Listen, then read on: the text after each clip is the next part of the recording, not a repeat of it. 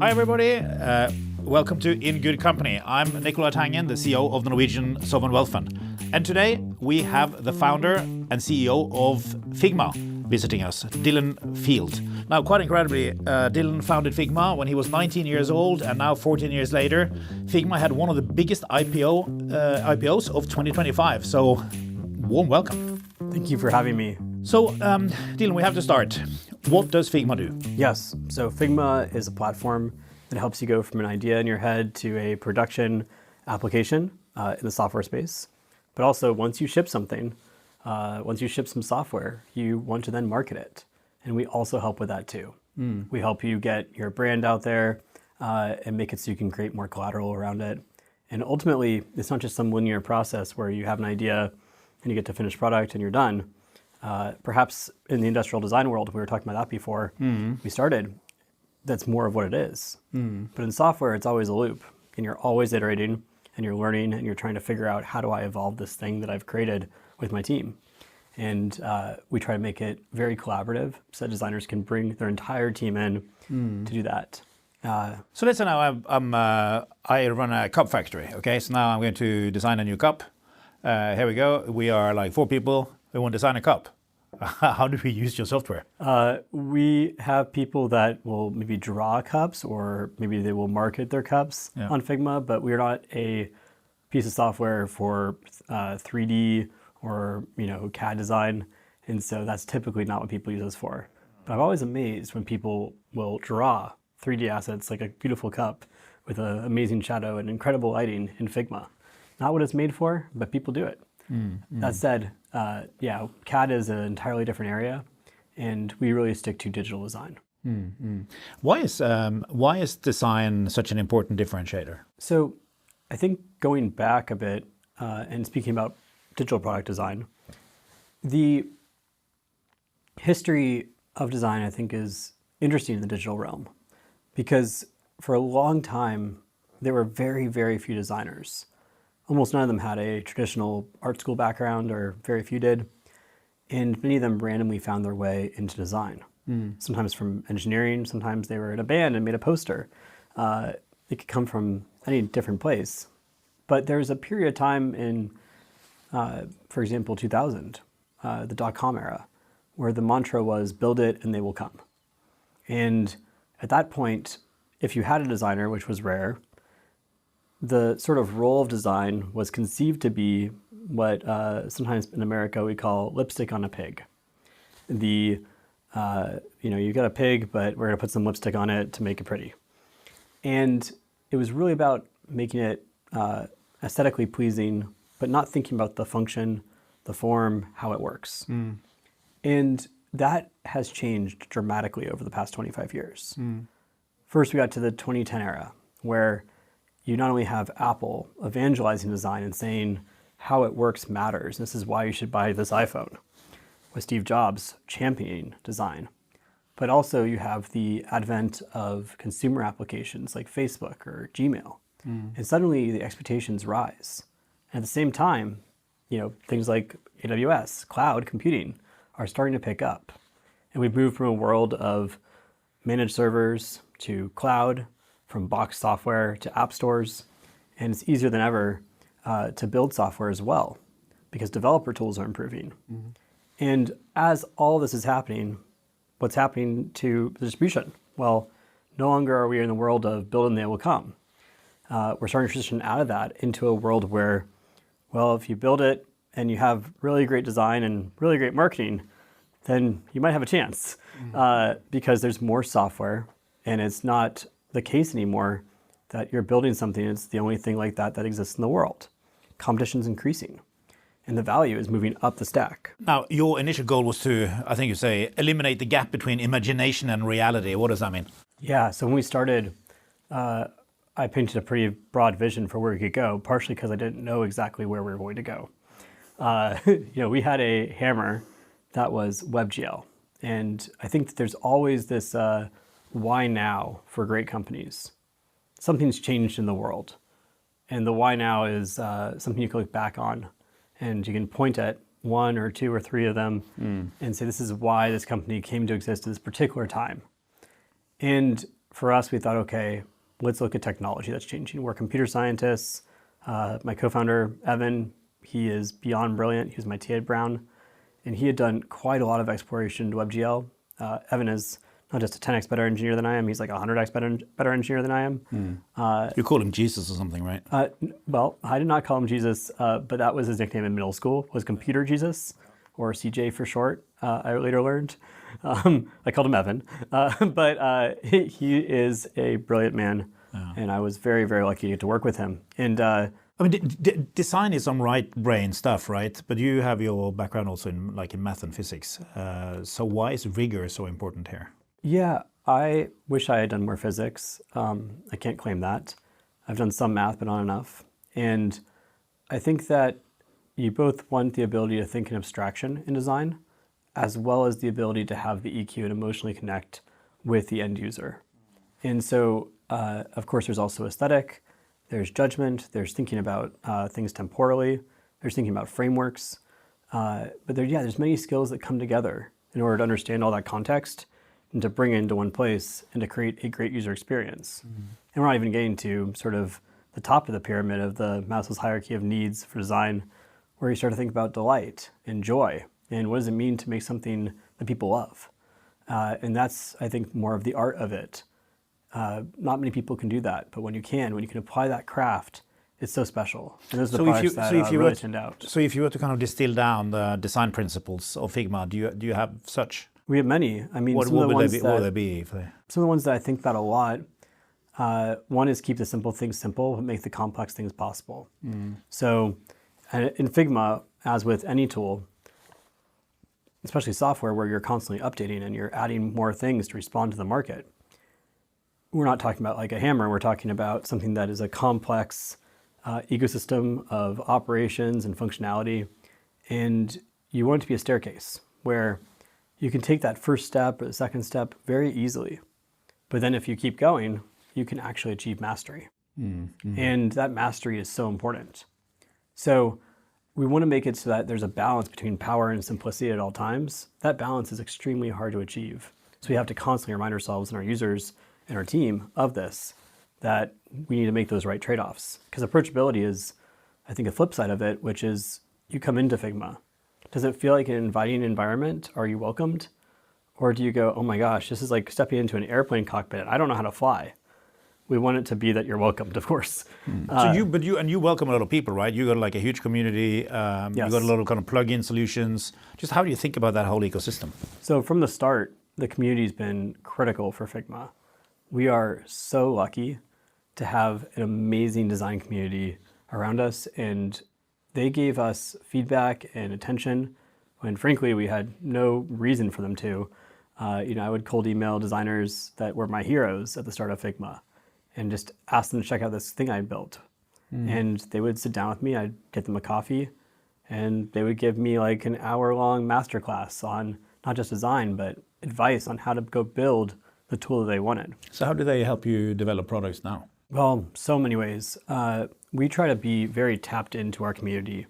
So, and who are these community people? What type of people are they? Well, designers, like I said, come from all backgrounds, but we've got over 80% of our weekly active users outside the United States. And so it's not necessarily like just United States, it's everywhere in the world. And we have Friends of Figma chapters, user groups all over the place too that are community-led. We also try to gather people together in one place every year for our annual user conference, Config. We're free for education. So student communities are extremely important to us because they're the future, and they are always teaching us about what we need to go do in order to meet their needs, because they're always a little bit ahead of everybody else. But yeah, we also have online forums. We're always trying to monitor and respond and engage on social media. And we also do a lot of qualitative and quantitative research. And so all that, along with just the standard sales process, creates dialogue and creates conversation, lets us tap into the headspace of our customers. How will AI change all this? Oh, I think AI is a force that will change everything, of course. And, exactly how much, that's what we're both trying to figure out all the time. But I believe that AI will both lower the floor, make it so that more people can come into the design process but also raise the ceiling. Make it so that creative professionals, designers will be able to do so much more than they ever could before, and truly be able to lean into their craft. Because I think what AI does is it makes it so that you can explore an entire option space of what you can build, what you can design, and then from that option space you can sample. You can see what resonates, what you think is great, what you think actually you shouldn't go into. You can use that to figure out a direction, and then you can push further in that direction. Whereas if you were going to do it without AI, you could only sample a few points from that option space. AI lets you sample more. So that way you can have more intentionality about the path you choose. How important is taste in this new world? I think it's incredibly important. Going back to the question earlier, design as a differentiator, I believe that is like the world we are in and people don't fully appreciate yet. This has been my thesis for the past decade. It's not just an AI thing, but AI accelerates it because we're on an exponential curve of the amount of software in the world right now. What is taste? This is a whole podcast in itself. I think that taste is a loop that you're in where you are always trying to develop an understanding of what resonates with you and what doesn't. And based on that, you're trying to create frameworks to figure out what it is that you value, how it connects to your not just aesthetic values, but your personal inner values. And based on that, working to express that in a form that others can consume. And I think it's not just discriminating in terms of, I like this, I don't like that, but also taste is an enabler of building amazing things. And it is the hardest skill to develop, to have good taste. But also it is, I think, it just brings richness to your life in a way that I don't think everyone appreciates yet. And the other thing is, taste what is Dylan Field's taste? On what? Open-ended question. Well, I care a lot about complexity and being able to understand the world. So I think I've got a lot of taste when it comes to framework building, mental models. That applies to design as well. If you can clearly communicate a mental model to a user in a visual form, I think that's a great thing. And not everyone's able to do that properly. Because if you think about it, if I design the right chair for you, for example, that might not be the right chair for me. You know, we've got different bodies, and perhaps, we could create something custom for both of us. And yet, there's a reason why we create the same software for everyone. And there's a reason why, beyond mass production, we lean into how to create the same chair in a bigger run. It's, I think, this opportunity to actually apply craft and figure out what is it that you can do to, as an expression of yourself, put something into the digital or physical world. Does AI have taste? I think AI is still a pattern matching machine, and humans have taste, and it's been trained on that data. And so if you can RLHF the right parts of AI, you can emulate taste. But that's only with advanced prompting that you can access it. And so perhaps prompters have taste and can pull it out of this pattern matching machine with a sophisticated large model. But I think that's not the end of the journey. I generally think the first prompt that people do is only the starting point. And instead, you need to keep going. And that could be, we have a product called Figma Make, prompt to working application. And one thing we do with Figma Make is make it so that you can go from the code output and copy it into Figma Design, which is a free-form design tool, not attached to code. The reason we do that is so that way you can explore in this more open way across the digital canvas that's infinite. And you can riff and you can explore in a nonlinear way all sorts of variations to really figure out visually and reason visually about what it is that resonates with you, what feels right, what doesn't feel right, what solves your problems, how do you constraint solve for the different outcomes. And the more that you do that, the more you realize, okay, I have this path, but it has this trade-off. I have this path that has this other trade-off. You don't actually understand that until you see those branching paths of where things can go. What part of this process is it that AI can't replicate? I think that the context that designers have is extremely hard, perhaps impossible to replicate. So think about yourself. You have a lived context, you have your identity, but also all of your experiences. You have all sorts of things you've interacted with in the physical world across your life. You're part of various cultures that you intersect with and interact with. And you come with mental models informed by the languages that you've learned. And from there, you're coming into an experience, being used to other experiences. And then the designer's task is to create something for you that also applies to others. And it's a thing of the moment. It is related to the culture of the moment. And it also needs to achieve business goals. It needs to be something that's testable. And that based on those tests, you can iterate on it. But you don't want to get to a local max, you want to get to the global max. And I just don't think that AI is very close to doing that task yet. It's definitely not close to the point of getting to where you can actually have AI do deep user research and understand the problems and the needs of the end customer. Do you think tastes around the world will diverge or come together? So I went to China in 2016. I've only been there once. And amazing culture, the most hospitality I've ever found in the world. And the people I met were just incredible. You ride the subway there, and you look at the way that people use mobile applications and the way they're designed. And they're just completely different in the United States. The density of the typography, the bias towards a super app, and the way that people are in general interacting with technology there, yeah, it's just completely different. So I think that divergence already exists, first of all. I think the counterexample would be Hollywood, where somehow we've got this American export of media that has become a global phenomenon. And even in today's age, where more content is being created bottoms up across the world, Hollywood and the sort of American media complex has incredible, enormous reach and ability to influence culture.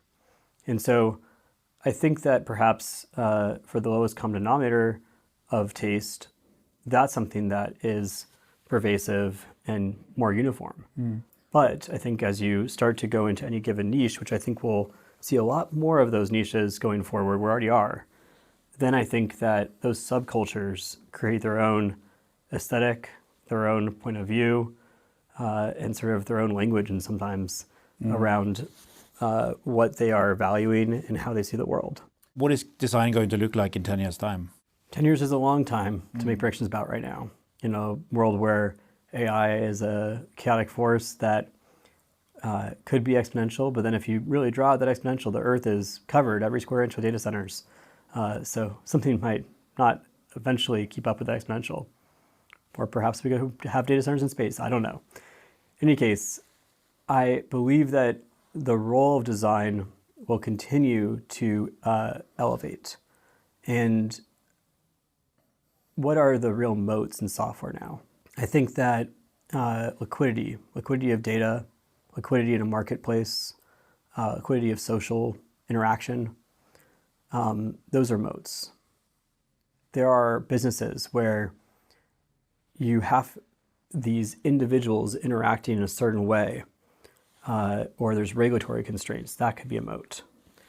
But we can name many more, but in general, I think that a lot less software has moats than in the past.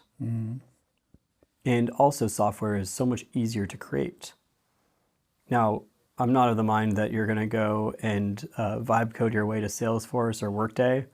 I think the people that are saying that right now are maybe extrapolating a bit too much. But I think in general, we're going to see so much more competition, and design will be a huge part of why you win or lose, as will craft, as will point of view. But it seems like vibe coding is tailing off a bit. You are not tailing off. Yeah, we have Why seen is it that? continue to grow. And for Figma, I think that the opportunity to help in the B2B context, designers, product managers, anyone adjacent to designer, be able to prototype in an easier way, as well as get things into production or make an internal app, that is a use case that's just starting. So I think it's bifurcated. There's a consumer aspect too, and we care about that, of course. I mean, getting people the access to design, their ability to create and express, that's so, so important to us.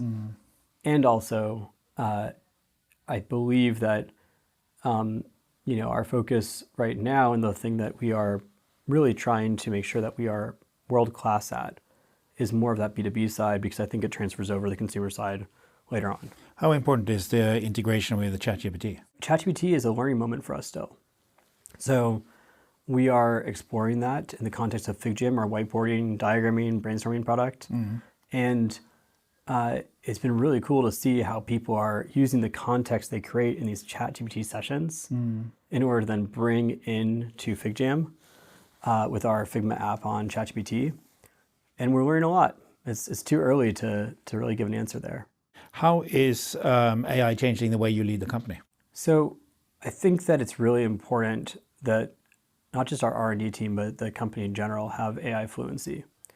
And this doesn't just mean like cost cutting, because I think there's sort of two frameworks people come from when it comes to AI. And I always think back to this dinner I was at maybe 9 months ago, 10 months ago with a neighbor. And they have two teenagers, a boy and a girl, both in high school. And the question at the dinner table was, how do you use AI? And the son says, well, I get to hang out with my friends more, I get to work out more. I love an AI, it's doing a lot of my homework for me, it's great. The daughter goes, yeah, it's been really, really helpful. I have used it to generate 3x the problem sets so I can really study for the tests ahead. And it's been amazing as a learning assistant for me. I suspect you are in the latter camp. Yeah, So I'm are we much here. more in the I want to learn as much as possible from everything. Yeah. But I think it's applicable to companies too. Yeah. And I'm not saying it's an either or, you can do both, but are you going to be exclusively focused on cost cutting? Or are you going to look for the new opportunities that AI enables? Well, so I think if you focus in on cost cutting too early, you are just going to slow down the whole process, because people don't want to be, cut. Well, that too. Yeah. But I also think that there's an opportunity to make it so that people are more productive, but also doing their job in a better way. Yeah. Does it have It's implications? going back to raising the ceiling. Does it have implications for? Well, what implications does it have for who you hire? So you know how many people? You are 1,000. How many hundred? About 1,800-ish. 1,800 now. So what does it mean for who you hire? I think this is one of the critical debates that the software industry is going through right now is, does AI mean that you should hire senior people or mid-level or junior, or are all the jobs going to go away because AI will replace them all? I've heard that one, the last one, a bunch of times, and then it hasn't come true yet. All the people have said that, they continue to hire. So my bias actually is a lot more towards the junior folks. And I think that people that are younger are AI native in a way that folks that are older have to learn. And that doesn't mean that we don't hire a mix, we do. We've always had a mix of, seniority levels at Figma. But I think that it is important that people come in, first of all, knowing that we're pushing full steam ahead into the AI era. So if you have a bias against AI, that's a great dinner table conversation between us, but we're very focused on making sure that we build for this AI age. What's the average age of your people? I don't have that number offhand. What do you think? I would guess about 35, 36. Okay.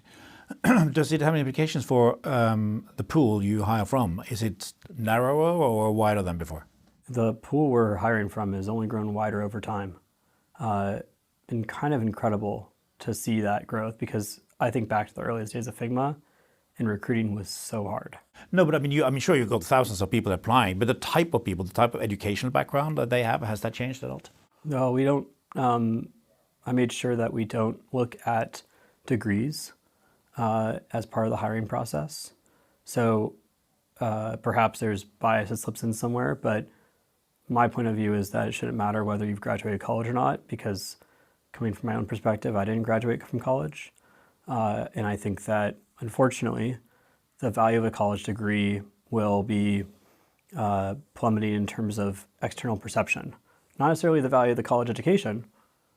I think that college will be an amazing place if you can afford it.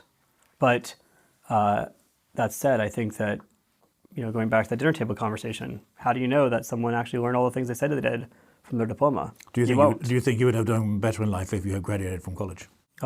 Just depends on the dimension you're talking about. The counterfactual is joke. Sorry.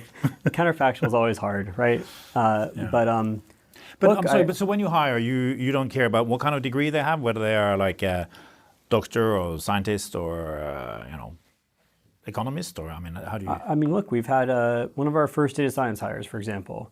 He came out of a chemistry PhD. So what do you look for then? So we look for the skill. Right. And one indicator of that skill can be formal education, but also projects you've done, job experiences you've had, the way that you spend your time. These are all things that also indicate. And I think what's most important, and something that I'm always pushing for at Figma, is how do we find the people that are showing tremendous slope? They're improving at a rapid rate. And if you extrapolate out, yes, it's high beta. There's some risk involved. You don't know if they're going to be A++, or actually they are really junior and this is the ceiling. How do you assess slope? I just talk to people about their backgrounds, their history, how they've approached different decisions in life, and understand what it is that they value and how they've pushed themselves to grow. And I think that the decisions people make historically and the consistency of that tells you a lot about their growth mindset and the way that they like to level up and how they challenge themselves. So I always want people with a growth mindset, because we're always growing at Figma. We're always encountering new problems. We need people that are adaptable. And I think that, it's unfortunately such a bias on the human side, this is for all humans, to really look at somebody as a point in time. And it's just not a very helpful framework. Instead, you want to think about, okay, where have they been and where are they going? And also, if you meet someone 2 years after you met them the first time, it's another bias to think back and go, okay, my first impression, that is who they are in my mind, and they're always going to be that way. You really need to be able to update. And I've certainly been guilty of that and missed the top opportunity to work with people that I would have loved to work with because I didn't update fast enough. So I think that's something I'm hyper aware of too, is just making sure that you really do update your priors there. Let's, if we just move back to the moment when you dropped out of Brown. So you applied for this Teal fellowship, right? I think you wrote in the application that you hated chocolate, so you're quite famous for one of the most famous chocolate haters in the United States. There are several of us. Now, how did you have the conviction of dropping out of college at age 20? I didn't. I had conviction that I needed to go explore design. And so I had signed up to go work at Flipboard a second time. First time I was a software engineering intern and doing some data science work and recommendation engines, machine learning, very basic machine learning, let me be clear. And then they were willing to have me back and have me on the design team. I had really no formal design background, so I didn't really know why they were open to it, but I didn't want to, say no. It was a gift. And the chance to work with them for 6 months, I thought this will inform my studies. Maybe I'll take more classes at RISD, which is across the street from Brown. And perhaps this will help me inform where I want to go with the year and a half left. So RISD is the premier design school in America, right? It's incredible. Incredible place. And I wanted to just make sure I was informing my studies right. And so I decided I'll take a semester off from Brown. I'll graduate, instead of 2013, 2013.5. And at the same time, right before I was about to leave Brown, I started talking with Evan, who later became my co-founder. And he was the smartest person I'd ever encountered. And I had worked with some incredible people at my internships, people that have gone on to start, publicly traded companies that were then engineers who I'd run into the office at 2 a.m., like Jay Krebs, for example. That's what I'm thinking of there, at LinkedIn. And I met, people that had done things like created Java, the programming language. And 22, 23 years of age, Evan was up there. He has genius level talent and insight. And I thought, okay, if there's a chance to work with Evan, I will learn more from that than from anything else I can do in my life. This would be the most unique opportunity I could ever have. And so I asked him, would you ever want to think about starting a company? And I was very surprised that he was interested. And from there, we started to explore. And I didn't know if it would converge, but I applied for the Teal Fellowship just in case. And then as we started to, every weekend talk about ideas, prototype things, pretty quickly I was like, okay, well, whether or not we get the Teal Fellowship, let's go do this. I have a little bit of savings, maybe we're going to live on ramen and live in a bad apartment, but like we'll make it happen. And then with the Teal Fellowship and the ability to actually have that support, 100K over 2 years, that made it a nice apartment with Whole Foods. So just to fill in here for people who don't know, the Teal partnership is made by Peter Thiel, right? Who's the venture capitalist. Tell me, what's the fellowship about?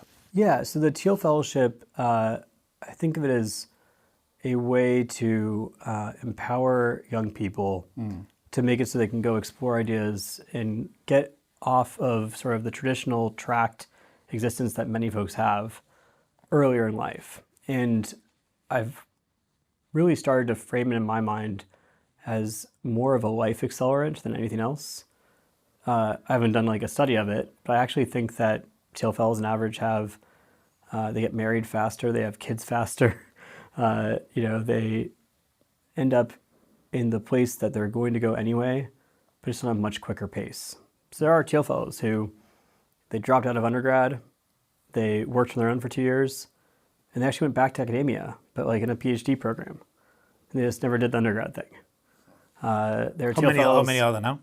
Well, there's 20 per year. It's been going since 2011. I think Do you hang out together? Yeah, that was actually a critical part of the fellowship.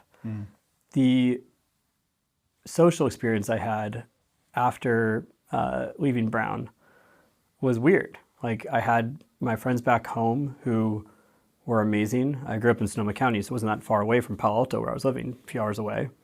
But they were all on very different tracks, trying to figure out their lives, and all their lives were going in divergent directions. And I had my friends back at Brown, mostly computer science friends, some that were in the liberal arts as well, and sciences, and they were all trying to figure out what's my job after college. I had my friends from Flipboard.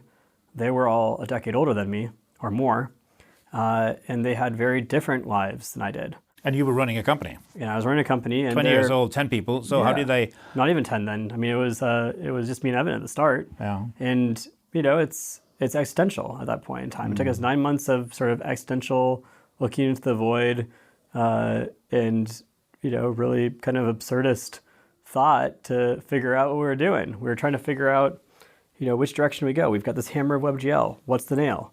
And we just kept trying things. And so you spent quite, in retrospect, you've said that you spent 4 years building the product before you launched, right? It was August 2012 we started. We launched our closed beta December 2015, and the GA release in October 2016. Didn't start charging until summer 2017. But yeah, throughout that all, Should you have launched earlier? Oh yeah, of course. And did you have anything to launch? Well, we always had something. The question was it good enough? And then you ask, okay, well, how can we move faster? And were you just a perfectionist? You didn't want to launch until it was better? I am definitely a perfectionist. Was and am. I have to constantly check that bias. But also, I think that the real thing we could have done to move faster is we should have hired faster. And to hire faster, I should have been more on top of the culture, and I should have figured out how to manage people faster. I was a bad manager. Okay, but did you have the capital to hire? Could you have hired? We did have the capital. There is this thing called blitzscaling, right? You want to scale very fast. So just tell me, how were you thinking about speed at that stage? I was thinking about, we got to get everything right. We got to make the perfect hires. We got to make the perfect product. I was too much in the mode of there's one solution to things. There's not. There's often many, many solutions to things. It's rare that there's one solution.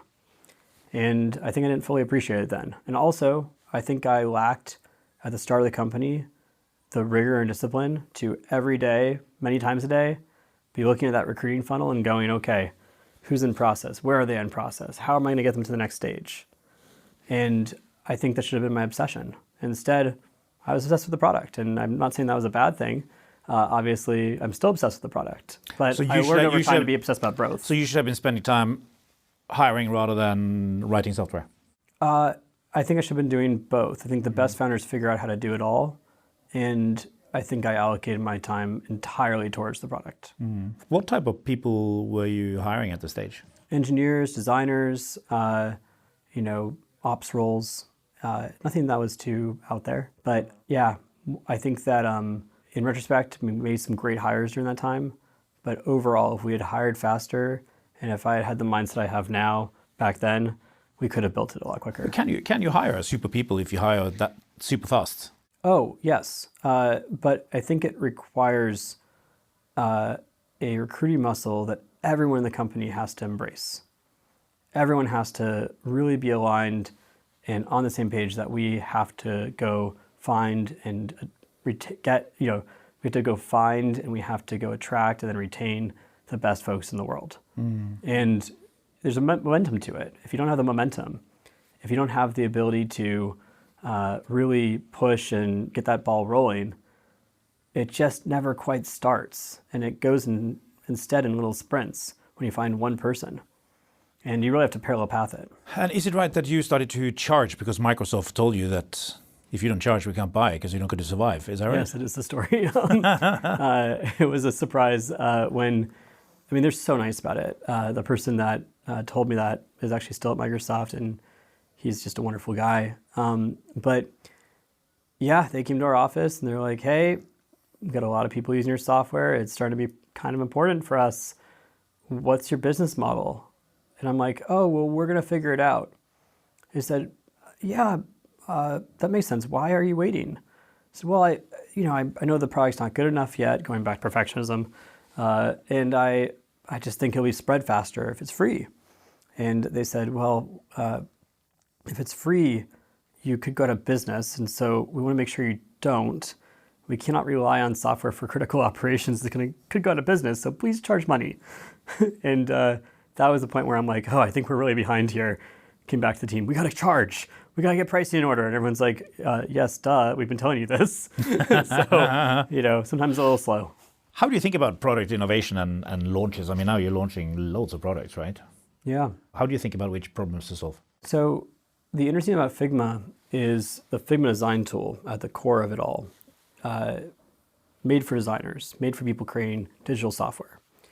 And despite that, we see people doing so much more with it. We see people creating complex illustrations. We see people, using it for whiteboarding, diagramming, brainstorming, slides, using it for production graphics, making websites, making really complex prototypes, and more.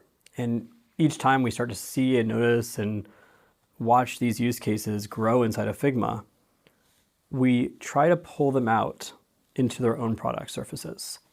The reason we do that is because otherwise, if you're optimizing for a use case like slides, for example, and you make it so that you really build around it, okay, well now Figma design needs presenter notes and it needs all this other slides functionality.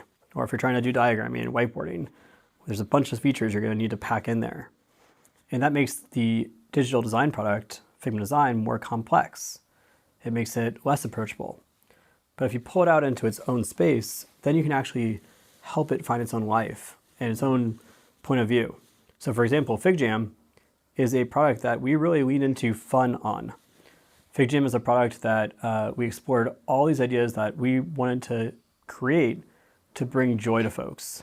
Things like emoji reactions, cursor chats, stamps, stickers, as well as, how can I set a timer during a brainstorm and have some music play? All these little details that if we had started in Figma Design for those, people would have said, you're getting in my way, stop. But instead in FigJam, you can wave your cursor around and it gives you a high five if you intersect with someone else. And it's just some of those things we later bring into Figma Design, but having its own space to develop and to grow and find its own voice, that was really critical for FigJam. It's critical for many of the products. Tell me how you're building kind of fun into the product. Yeah, well... Because that's been a deliberate strategy, right? For FigJam, it's definitely been. I don't think all of the products need to differentiate through fun. But for FigJam, that was our point of view and continues to be. And it really started with a one-day design sprint. It's kind of wild that it was one day, but yeah, we're in COVID, everyone was remote, and it just felt like in order to get people to open up and to brainstorm, how do you do that? Well, fun, safety, psychological safety, that's important. And so we really tried to lean into that aspect of it. And it was amazing. I mean, I think in one day, we had a small team of designers generate 20, 30 ideas, maybe 5 of them shipped. Several of them ended up, being patented, and all out of one day of brainstorming. I think sometimes it's like, if you can give clear direction and directive to a team, they can just do the most amazing things if you get out of their way. And now you do dogfooding, right? You use your own tools to create. Always have. Yeah, use your own tools to create new products. Always. How does that accelerate innovation? Yeah, well, it doesn't until you get to the point where the product's good. But I'll give an example from the earliest days of Figma, and I'll give you an example now. So in the early days of Figma, we dog-fooded Figma design, and the only thing we did design with after we got to a certain point, which was quite early, was Figma design. And there were days where we broke the build, and our poor designer said, okay, I'm going to go home early because y'all don't have a fix. And so that was rough, and it very quickly became a culture of, okay, we have to have quality. We can't just have the app crash. We can't make our designer so angry when we mess things up. And so that really instilled right away a loop with the customer. The customer just happened to be on our team. Moving forward today, I mean, Figma Make, for example, or our Dev Mode MCP, these are tools that really help us accelerate our work and our prototyping, our exploration of what we can do. And that's not even to mention some of the stuff that we've got in the pipeline. Now, you mentioned that some of this was during COVID. And so how did COVID help you in designing products? Because you were situated in all different types of places. And in a way, the whole concept is to tie people together, right? Yeah, it's interesting. We were fully in person before COVID. I mean, I think there's 1 or 2 people that needed to go somewhere else in the team, and they had such context that you said, okay, fine. But I mean, it was a very small part of the population.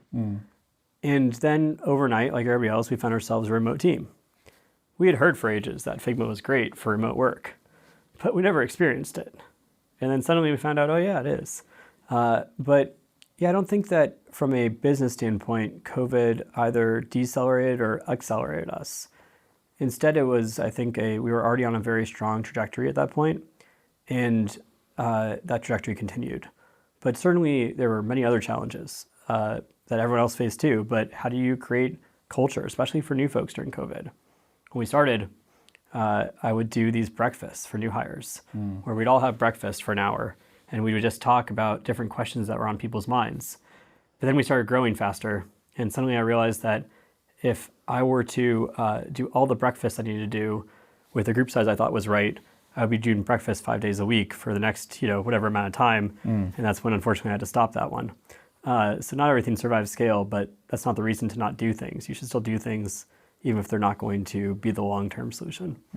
So we did lots of fun things together. For example, we made a musical during COVID remotely. We have a thing called Maker Week at Figma, where the entire company gets a week to make anything that can be beneficial to the company. And this includes not just engineers, product designers, people in the sort of R&D function.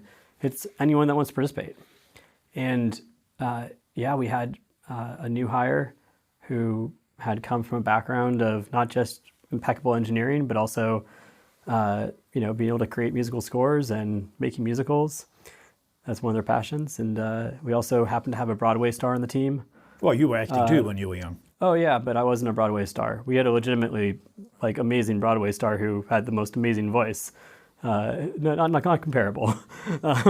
And also a lot of other people that were just very excited about expressing and having fun together, and so that was what they did. And it's online. You can decide whether it's awesome or cringe. I think it's awesome for what it's worth. Yeah, cool. And then out comes Adobe and offers you $20 billion for the company. That's true. I mean, that's quite amazing. But then it fell through. So what did that do to the organization? You think there's a big check coming and then it ain't coming? Yeah, I mean... How much did you own of the company by then?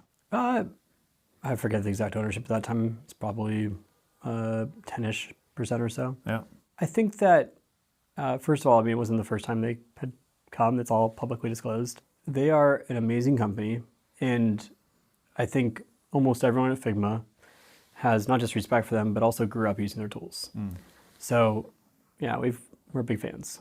But yeah, at the start of Figma, we really thought about them as a competitor.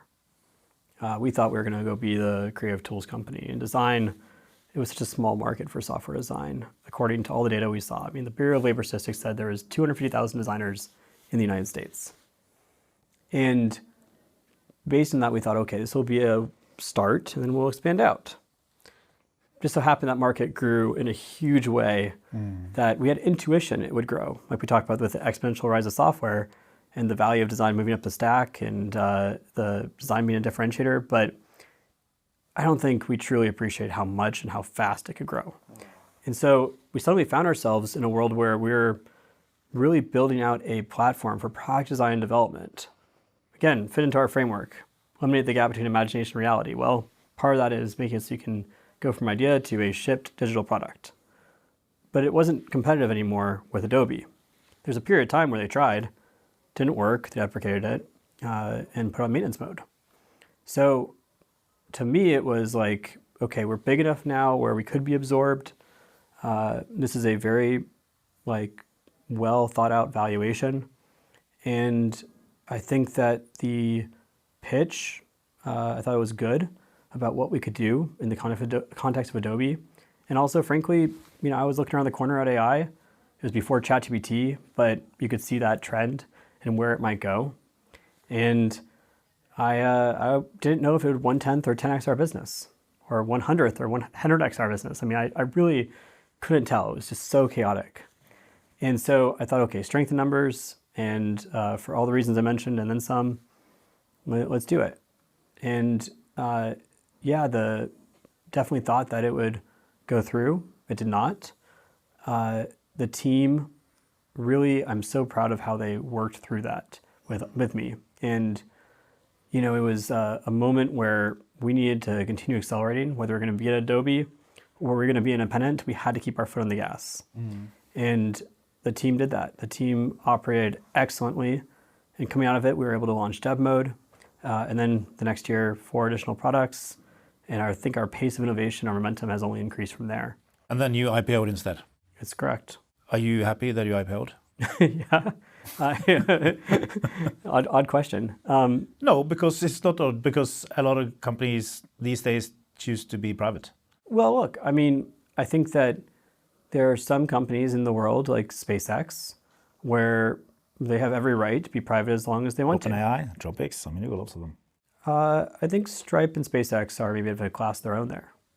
And SpaceX in particular, they have no reason why they need to go public, or if they want to stay private, they should be able to do that. Not every company is a SpaceX. And I think that we are an incredible company, but we're one that will eventually go public. And the question is, if you're going to go public one day, why not now? We were ready, and I'm glad we did it. It forces a level of discipline, of course, but that's a discipline that I think we should have had anyway. Now, you are using your talent and your thinking and your visions to invest in other kind of startups like drones, crypto, and so on. What are the kind of things that you are that you think is interesting?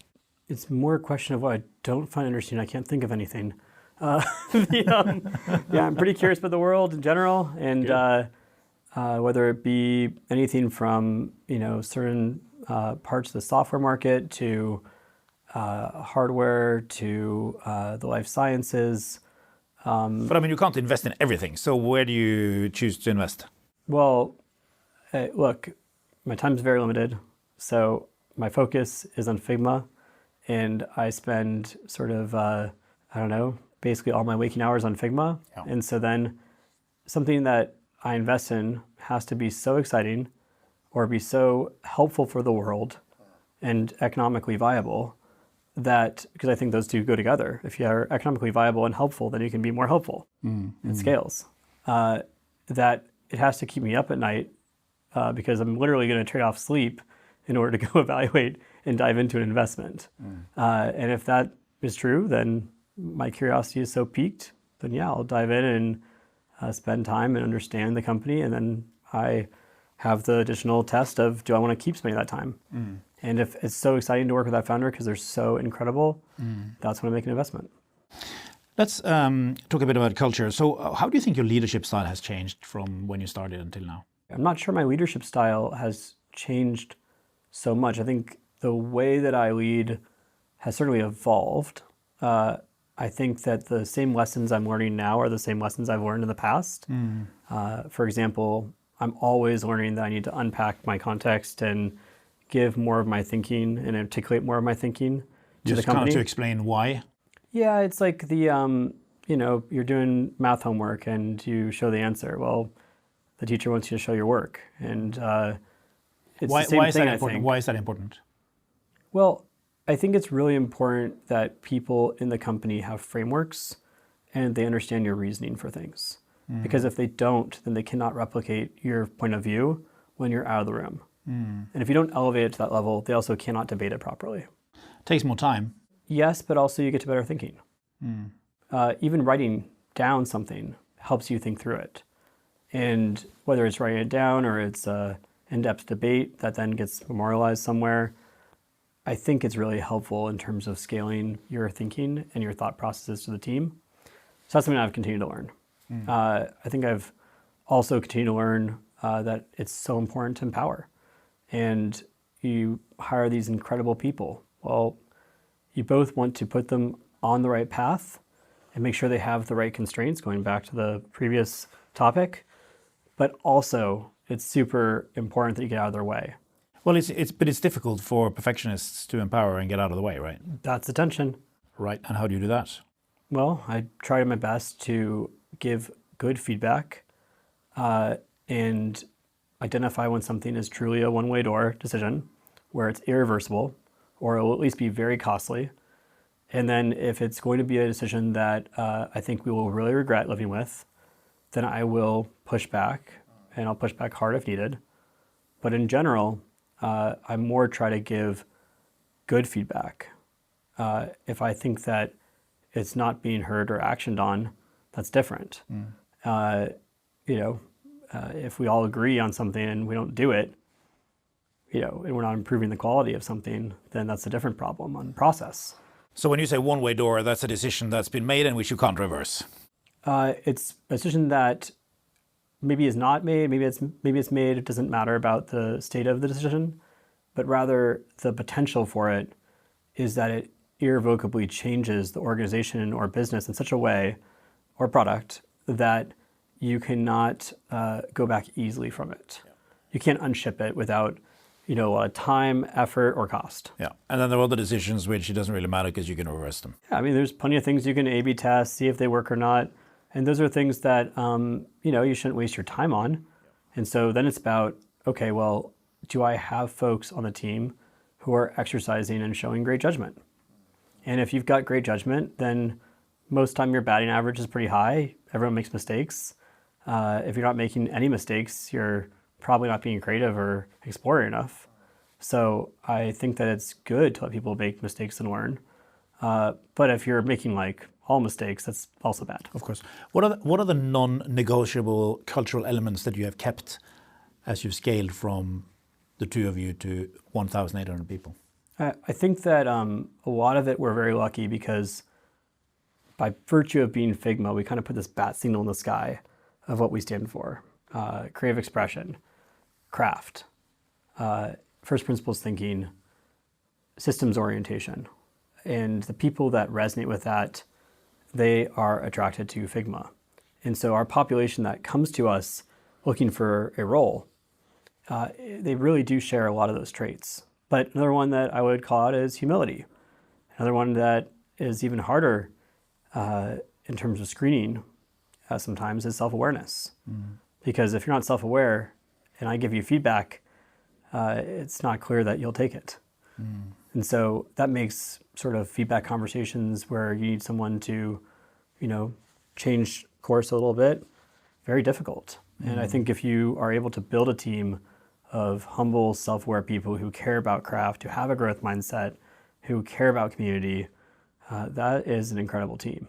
One word that comes up again and again when people talk about you is that you are kind. Thank you. Kind leader. I try to be. Why is it? Why? Okay. Do my best. Stupid question. Why is it important to be a kind leader? Look, I mean, I'm Jewish, but the sort of golden rule, I think, is a very good one. Treat others the way you want to be treated. So that's just like a moral thing. The energy you put out into the world is the energy you'll receive back, whether that be because of your perception, your way that you frame the world, and sort of your viewport into the motivations of others. But people match you. And if you want to create an environment that fosters creativity, then yes, I think you really need to create an environment that's supportive. And kindness is a big part of that. But it's also, I'll be clear, that kindness is not always saying the thing that feels nice or non-confrontational. If I believe that you have something that you need to know, even if it's hard feedback, it's my duty to tell you. And if I don't, that's not kind, because it's going to come up later and it's going to create an issue for you, for me, for both of us, and that could actually escalate. So the kindest thing is to be extremely direct, in my opinion, and upfront, make sure that people are communicating. And that's something that I'm always pushing on, is how to get people to be more direct with each other. I think it's quite interesting because when you're young, kind is the opposite of cool. Oh, it is? Well, kind of isn't it? I mean, if you're in... I was never in a cool, high I school, don't know, but... No, I mean, I was never cool either, but I mean, it's like the cool guys, they were not very kind. But when you get older, kind is the only thing that matters. Yeah, I mean, look, like, I think that there's all sorts of ways I can be more kind, and I certainly get intense sometimes. Anyone on my team would probably tell you that, but that's always my goal, is to deliver, conversation, feedback, and content with kindness, and to treat others with empathy, and to understand where they're coming from. Because also, if you don't actually have empathy for someone else and what's happening in their life, then how can you effectively connect with them and actually understand where they're coming from and learn from them? And I think that you can learn from everyone. So, you mentioned curiosity a bit earlier. I think your father said somewhere that you were curious about everything. That sounds right. I think he even said that you were a bit weird when you were a child. Oh yeah, that's definitely something he said. I was a weird kid. But weird is good, no? I think so. It was interesting, actually. My dad, he's passed, and I miss him dearly. But yeah, when I got the Teal Fellowship, his comment was, "This is pretty cool. I thought this whole thing was very, very off, but now that I've actually seen all the finalists in one place, I get it. They're just as weird as you are." I'm like, thanks, Dad. So, is he the one you want to kind of show? Is he the one you want to impress?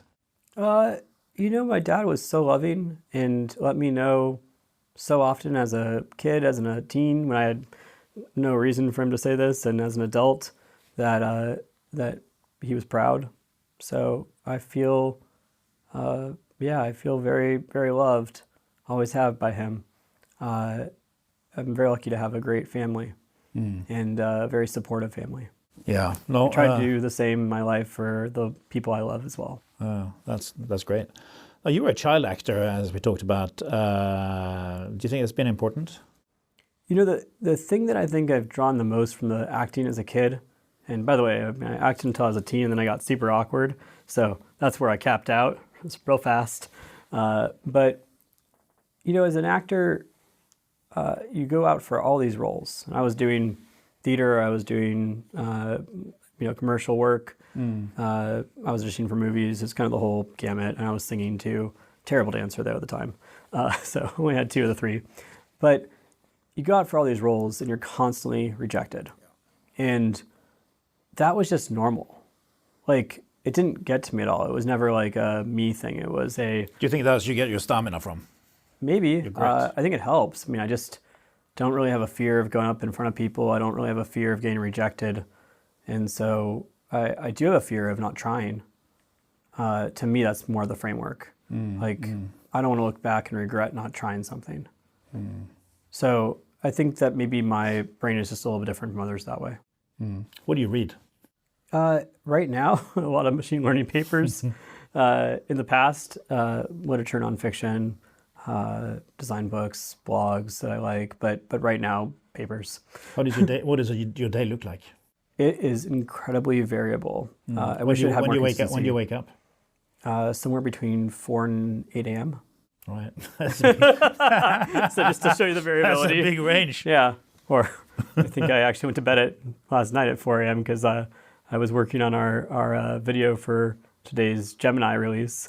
So if I'm a little tired, I'm sorry. Well, that does not come through at all. Trying to show you the variability is extreme. How do you relax? Just talking to my wife is very relaxing. We just got a sauna. All right, that's yeah. good. That's good. So that's that has honestly Nordic. been the. That's great. Well, I'm not just mentioning because it's Nordic. I'm mentioning it because it has been the most life-changing thing or purchase I've ever made in my life. I mean, saunas are wonderful. Yeah. Yeah. I mean, just like you sit there and your entire body relaxes, you feel so refreshed afterwards. So that, and then I think also, it's weird, but I find very odd prompting of LLMs relaxing these days. So I dive really deep into like, how do I get weird edge behavior, jailbreaks and whatnot for LLMs? And that has been something that has relaxed me. I haven't been into a TV show for a long time though. Last question. We got a lot of young listeners. What is your advice to young people? Well, I think that if you're young right now, you probably see a lot of problems in the world, a lot of things that could be improved. And I think that it's really important to feel the agency to take a design mindset, to think from a system standpoint, learn as much as you can, be curious, identify your passion, and then identify how that passion can connect to actually help you improve the world in some way. And I think that requires optimism. And optimism is a choice. You can choose to be optimistic. You can also choose not to be. But if you choose to be optimistic, then you actually can go and try and adjust or make a difference for your society, for your local community, for the global world. And that doesn't mean that you don't have to be cynical or skeptical. The two can coexist, because I think that some folks that have a optimistic point of view are also running a sub-process of, okay, what are all the ways that can go wrong so I can fix them? But you still have to have that element of optimism. That's a choice. So choose optimism. That's a good plan. Well, you for sure have the combination of a growth mindset and curiosity and passion. It's been tremendous speaking with you. Thank you so much. Thank you. Thank you for having me.